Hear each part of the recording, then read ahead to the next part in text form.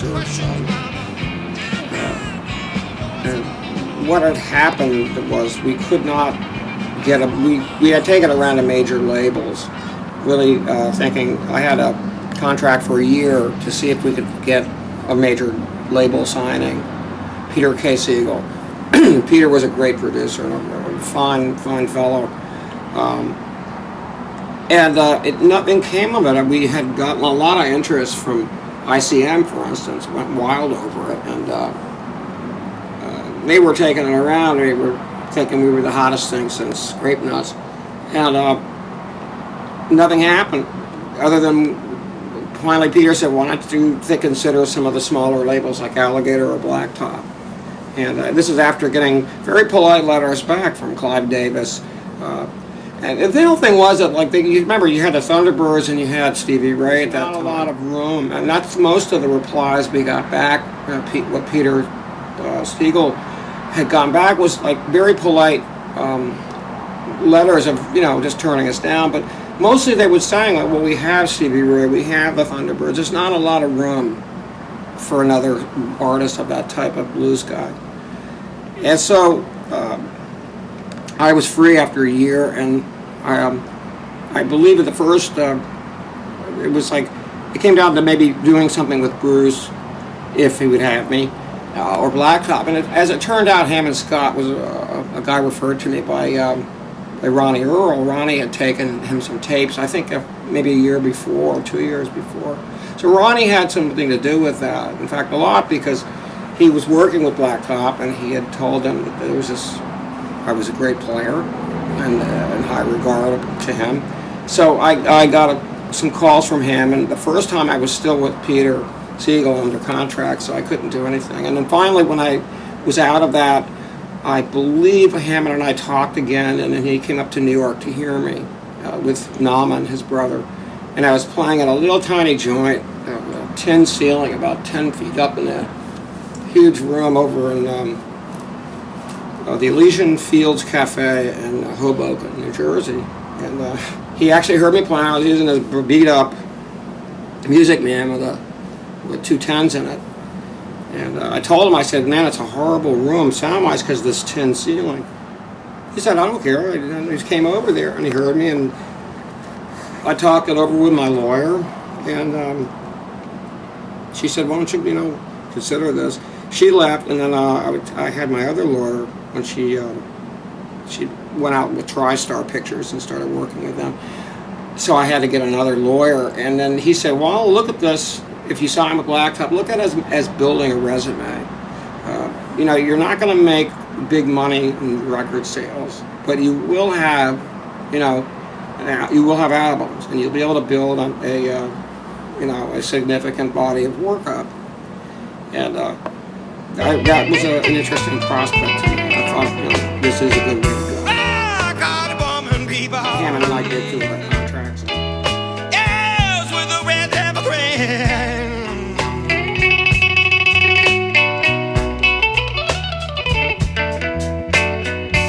She drives around like a maniac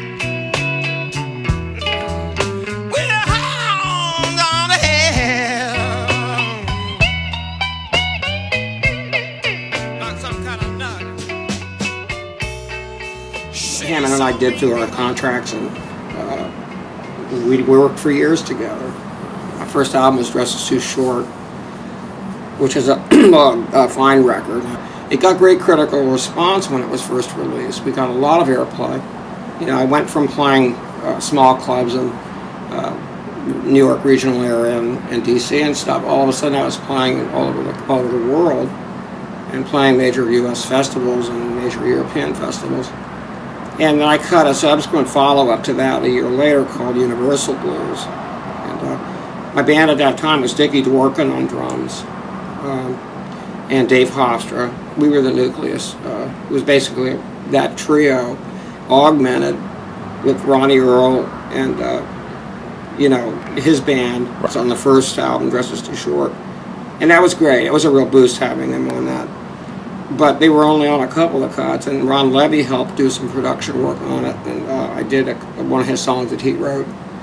And then we had Hammond overseeing everything, Hammond Scott, and It was a beautiful record, and the follow-up to it I've always liked a lot, but it didn't have the critical. I think it had good critical response.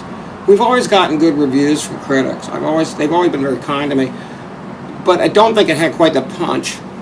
You know, they always say your first record is usually not followed by a second.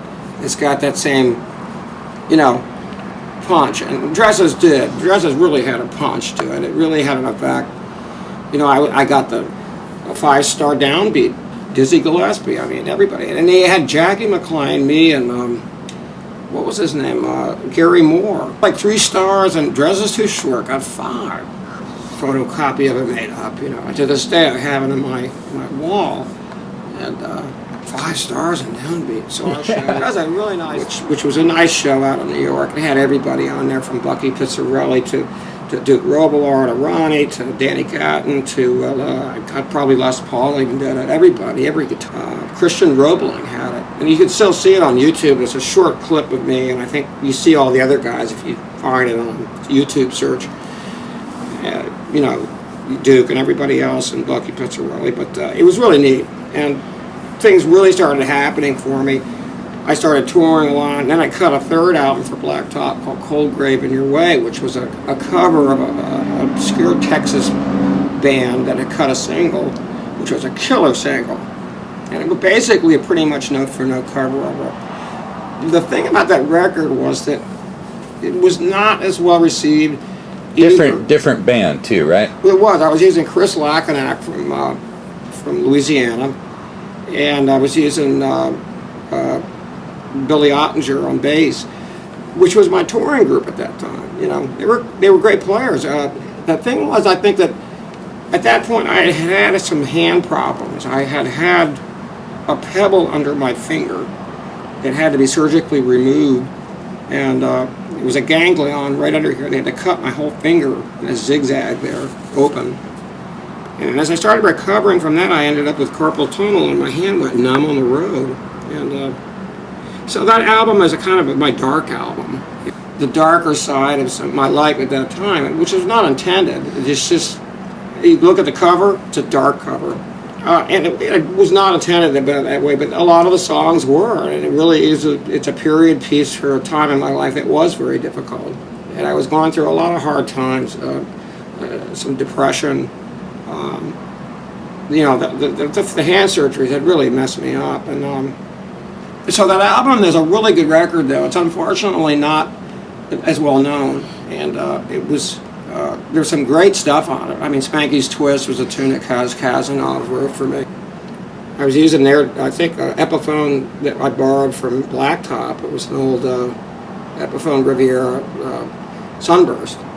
Yeah, and it was great. I mean, we had some great sidemen on that. Mark Dan how about Kaz was on it again, Kazanov. And, you know, it was great. I mean, we did some really cool stuff together. You know, we had done the Live at Tipitina's, which had come out in 89-90, but there's only 4 cuts of me. It was James Thunderbird Davis, Ron Levy, and then I did the remainder of the cuts.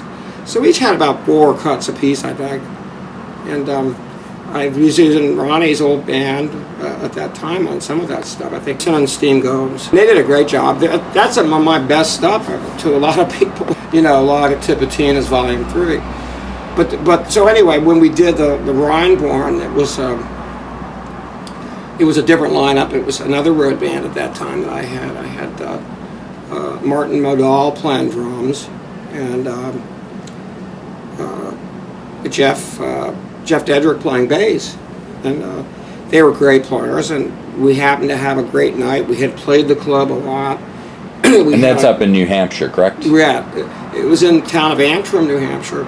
But it was one of these out-of-the-way places that just had a great club, you know, and it was off the beaten track, but a really loyal, you know, super loyal blues R&B fan base that came there, and run by a great guy. It was a lot of fun, and so we did this. You know, he was in on it. They gave the permission, and Blacktop brought their mobile studio with David Farrell. It was basically David doing the engineering, sure. And was basically the same studio that we had been recording in Blacktop for the previous 3 albums, brought up as a mobile unit, and they did a bang-up job. And we cut most of the night recording it, and in the selection process, we really had to focus on the best stuff that was on it. And it turned out that record became quite successful. Again, it was more of a critic's fave and a guitar player's fave. And a lot of credit also should be given to people who were working behind Blacktop through the first 3 albums and into the 4th, but particularly Kat Stratton, who was the secret weapon, as they call her, for Mark Pucci, our publicity team. And Mark Pucci Associates was really responsible for a lot of the Blacktop mystique. You know, with Ronnie Earl, Snooks Eaglin, Earl King, Clarence Holloman, Grady Gaines, Roy Gaines, so many guitar players. We were out there press-wise. Very few of us got big publicity to the sense that we became, Thunderbirds or Stevie Ray's, because it was a small label. But I think we made a significant contribution to the music at that time as far as the blues artists, and I think we were a good competitor to what Bruce Siglauer was doing. He did an incredible job, and I think it was a great period. Rub it up, job, people. It's always better sleeping in the dark.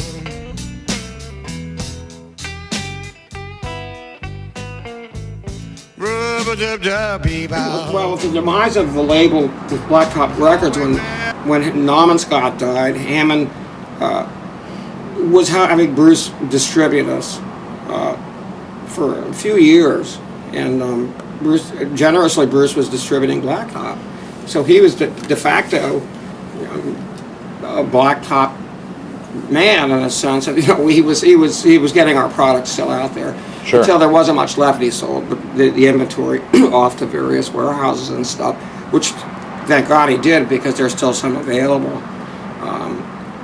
But anyway, I did not have a label at that time, so my partner, an old friend of mine from childhood, Bill Bowman, my very best friends, so why don't we try doing something together? And I found this wonderful guy I was working with, Chris Matheos, Matthews on bass. And we recorded at the time. I had my twin there. I think I trashed the deluxe reverb, and so I think at one point we dropped a drink in one of them or something. We was in the PV Backstage Plus, which amazingly enough sounds great. Yeah. It was the best sounding amp I played through, I think, on any record. Yeah. I played it to death before it finally was unfixable after taking it to the shop about 10 times. Now, Natural Ball touches on a couple of your influences that a lot of people don't know about. One of them being the Downstroke song with your classical music influences. Yeah, I'd been listening to Bach. I got into a classical kind of phase around 2000, 2001, and it was for me a new form of music. I didn't grow up with classical music. I grew up in a family that listened to show tunes and the 40s and music of the 40s and 50s. And my dad was a piano player going back to the 30s, Cole Porter, Gershwin. So anyway, when I heard classical, it was like as if I'd heard movie music in a new context. I said, this is cool. This sounds like music from Dr. Zhivago or Gone with the Wind or something, or The Big Sleep, And as it turns out, of course, a lot of those people were European composers who were hired by Hollywood after the takeover of Nazi Germany by Hitler. So anyway, I heard this music and I said, this is great. And I got into every Friday from Bach to Beethoven to Brahms and Linsky and you name it. An avid collector and listener. And I would practice to Bach, particularly the Art of Fugue, in different recordings. And we practiced to it, and the St. Matthew's Passion. And anyway, that song was influenced a lot by the Art of Fugue by J.C. The Finally Found Myself, and I understand you've been playing reggae for much longer than most people would ever imagine. Yeah, that's another influence that I'd had really since the late '60s. Well, not late '60s, because it really didn't get known to me till later. We must have been 72, 73. Turned me on to Bob Marley's first record and Toots and the Maytals. Oh, Bill was a DJ at the time getting promotional copies. Yeah, he worked for Princeton, WPRB at Princeton. And Bill was really a scholarly man. He still is. I mean, he's one of the great music scholars. And so he had a profound influence on me playing these stuff that I otherwise may not have heard. Hawaiian music. Hearing Gabi Pahanui, the Sons of Hawaii. I wouldn't have heard that unless I'd had a friend say this is what this stuff is. He had lived in Hawaii. He had heard this real Hawaiian music. And this is before Ry Cooder was, working with Gabi. So I got to hear reggae, and I was like, this is cool. I thought, this sounds like blues to me. So I was off to the races. I used to get up and do covers of that. Yeah, it's something. To me, it fitted in. And all my fans at the clubs that I played at Cousin Nick's, Child Herald, Tenley Circle, Mr. Henry's, on and on, they loved it. They didn't see the distinctions between musical styles the way it is today, I don't think, or even it became years later. And the people permitted me to have a lot of freedom in Washington from the get-go. And I was playing Harold's Rogue and Jar on the top of the floor, which were jazz clubs. I'm not a great jazz player. Most guitarists can play rings around me, jazz-wise. I think I'm fairly proficient at a few, Oh yeah, I've heard you do the Benny Moten and so on. Like Charlie Parker and stuff like that. A little bit of Bird. I love Bird. Like most guitarists and musicians. I mean, I'm amazed by Bird. I have a passionate love. I get a decision of like. I had been prodded by my Uncle Charles, I like to call him. He was a dear friend. He said, "Why don't you make a record, just yours, just your story, your stuff?" And I talked to Chris, and I said, "Why don't we do this?" I'm not used to writing a whole record, And Chris said, "Look, why don't you just take a shot at it?" And so I did. I had to learn how to just cut my head off, which I had to be taught. He said, "Don't listen to your head, just write." At this point right now, it's not out there at a mass level yet. It hasn't officially been released on a big level, but we've got enough people interested who I played it for, and people love it. I was surprised, and it really amazed me. And I'm out here as we speak in Portland, Oregon here, and people were telling me how much they like the record or how much they like songs on it. Some of the ones that we're doing live at this out at the festival, Waterfront Blues Festival, have been great. I mean, the response has been really, really, really good. And now it's the first time you featured your own original artwork, and I'm referring to the painting on the front cover and on the inside too, the original. I mostly work in acrylics. I mean, I got back into art in 2000, 2001. I started as an artist as a kid, and I intended to go into art all along. I got sidetracked by music when I was 12. Sure. But I really had wanted to go to art school and pursue that. In fact, I was set up with a design company and stuff, but I wasn't. I was too bad in math. They told me your math scores are so lousy, you're not gonna be able to pass. Doing layouts and all that kind of stuff. So music was the only avenue I had. Really, passionate opera lover, classical music lover, an avid art aficionado. I mean, I love everything, from old masters to, Fauvism to German expressionism, abstract expressionism. And I guess I like everything from Titian to Pollock, and everything in between and after. I picked Clint Eastwood. I've always liked Clint Eastwood. I thought that as a kid he was somebody that I think a lot of us looked up to as sort of a heroic type, kind of a Magic Sam of his own, but he lived. Sam unfortunately had poor health, and it was taken from us early, but I don't know why I picked that particular one, but I just figured, why not? And it's nice because the record it's got this, he's shooting Dirty Harry style pistol thing, and my good friend Jay Piper had graciously let us use some photographs that the black and white, which I love. I like black and white, and I've always had great photographers on all the records. You know, Joe Rosen did the first. We had a lot of great people. And, Brett Littlehales did Natural Ball. But anyway, this was one that I wrote myself. I even wrote my own liner notes, and and Chris Mathias and I together did that one, and I think I'm really proud of it.